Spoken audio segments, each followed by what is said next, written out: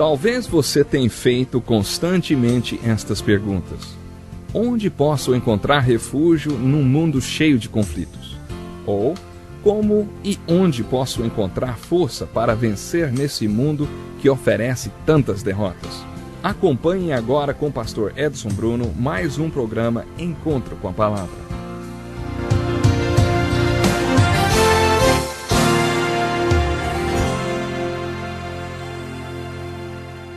Seja bem-vindo a mais um programa Encontro com a Palavra, o nosso estudo completo, um estudo de toda a Bíblia.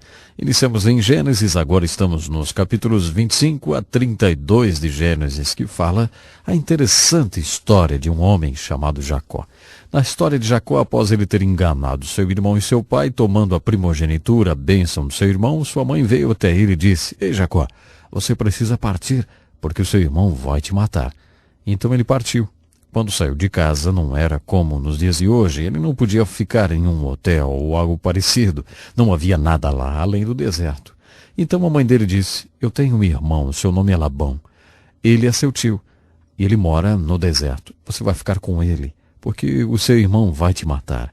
Então Jacó viajou o deserto adentro, procurando pelo seu tio. Foi um grande desafio para ele.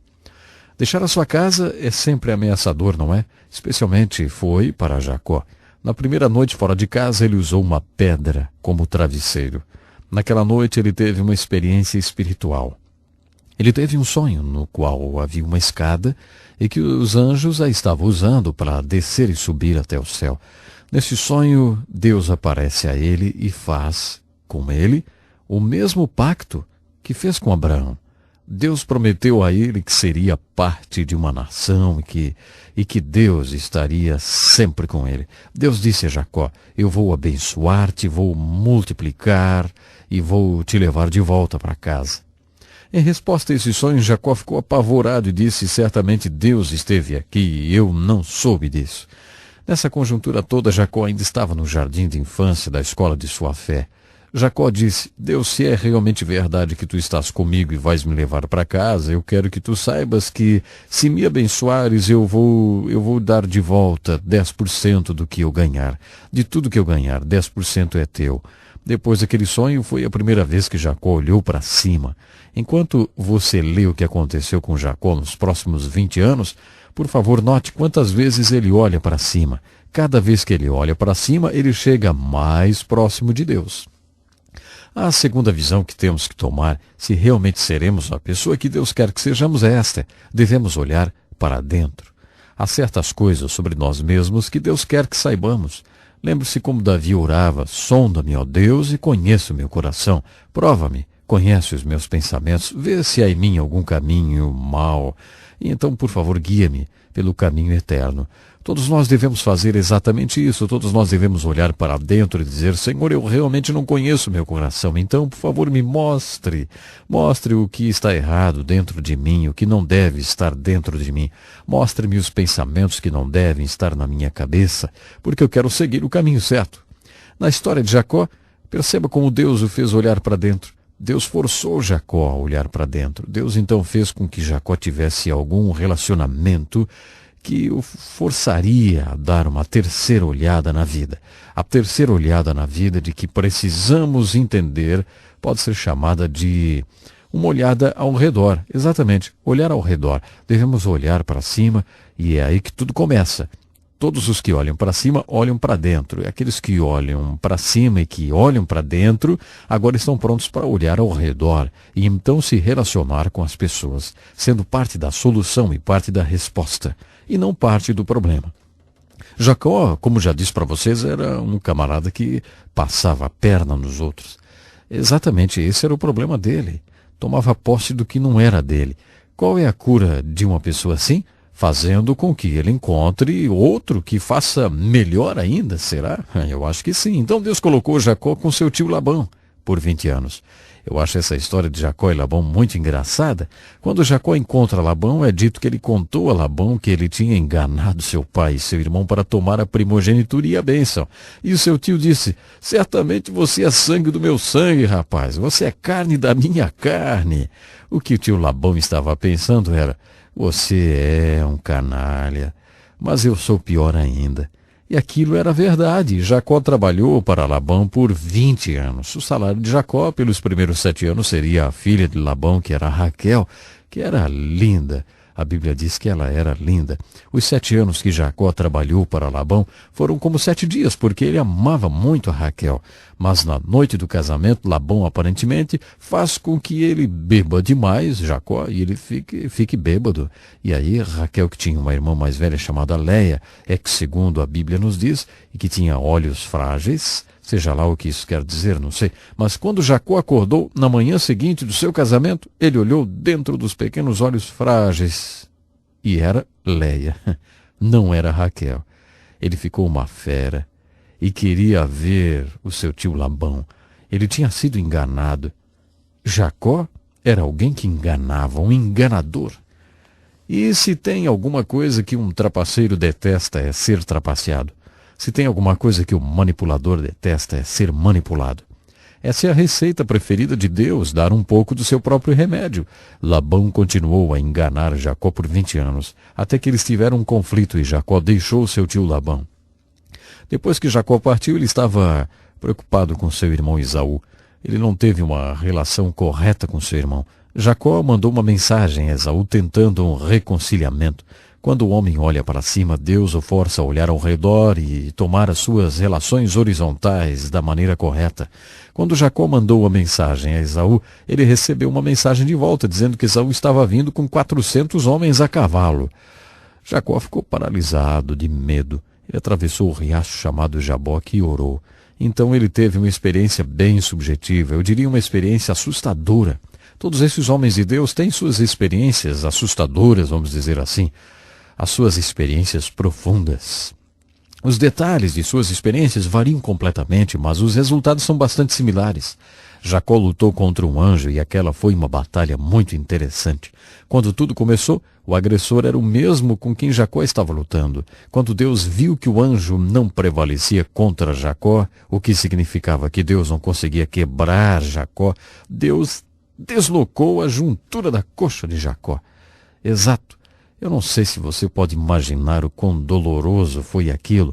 Foi assim que Deus quebrou Jacó, deslocando a sua coxa. Então, sendo assim, as posições se inverteram. Jacó se tornou o agressor da batalha. Jacó estava nas mãos daquele com o qual ele estava lutando. Aquele com quem ele estava lutando disse, o dia já rompeu, deixe-me ir.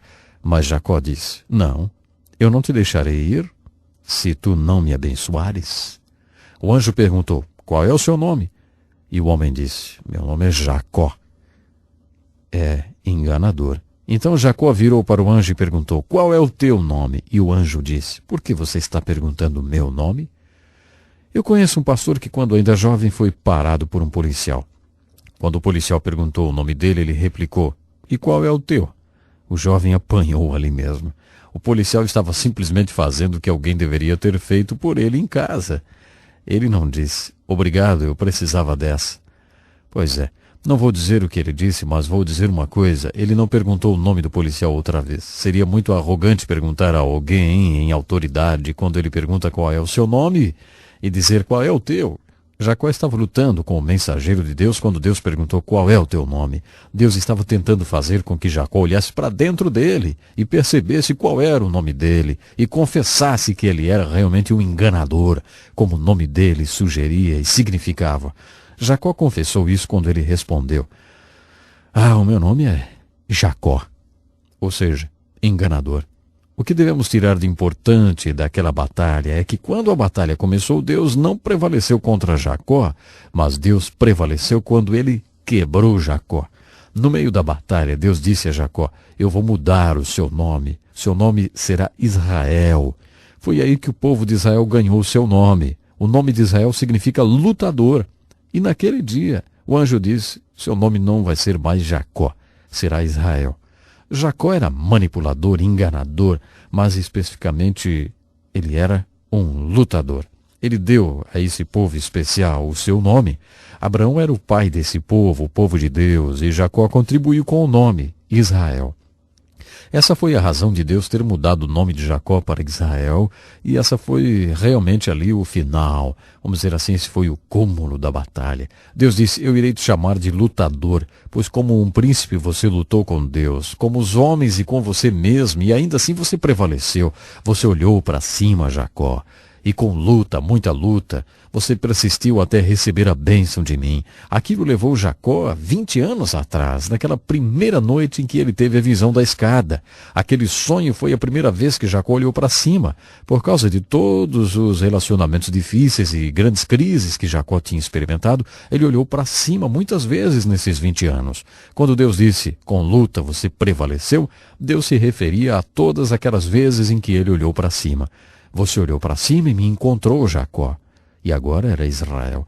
Você olhou para dentro e lutou contra a natureza do Jacó que estava dentro de você. Você sabe que você não é abençoado por ser conivente, não, enganador, esperto, aquele que passa a perna.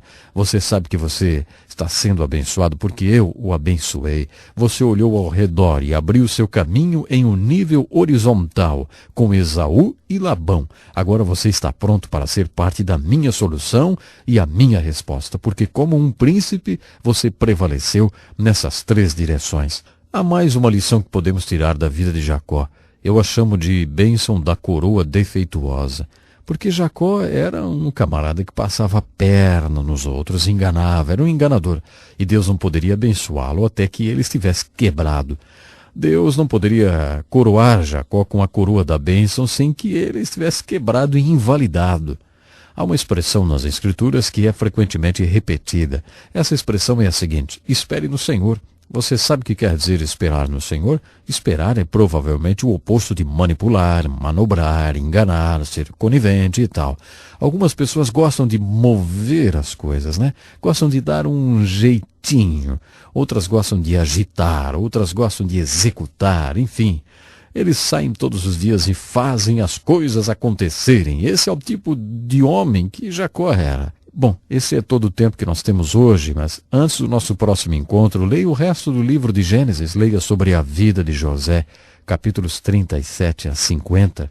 Deixa eu lhe fazer uma pergunta. Deus já o levou para o seu jaboque pessoal e o debilitou para que dessa forma você pudesse ser coroado com bênçãos? Às vezes ele tem que nos quebrar antes de nos abençoar. Nós devemos, assim como Jacó, aprender que a nossa única esperança existe pela graça de Deus para conosco, e não porque nós a merecemos ou porque podemos agarrá-la, tomar posse, não. Essa é uma das mensagens do livro de Gênesis que aprendemos com a vida de Jacó. Se você quer conhecer a Deus pessoalmente, por favor, entre em contato conosco. Temos algo para você. O tempo de hoje já se foi, então até o nosso próximo programa. Que lição importantíssima. Obrigado, Pastor Edson Bruno. Prezado ouvinte, coloque em prática o que você ouviu aqui. Sem dúvida, sua vida será grandemente abençoada. Este é um estudo escrito pelo Dr. Dick Woodward, na voz em prática o que você ouviu aqui. Sem dúvida, sua vida será grandemente abençoada. Este é um estudo escrito pelo Dr. Dick Woodward, na voz do Pastor Edson Bruno. Escreva-nos e solicite o material. Nosso endereço é Encontro com a Palavra, Caixa Postal 2011, CEP 89201-970, Joinville, Santa Catarina. Até o nosso próximo Encontro com a Palavra.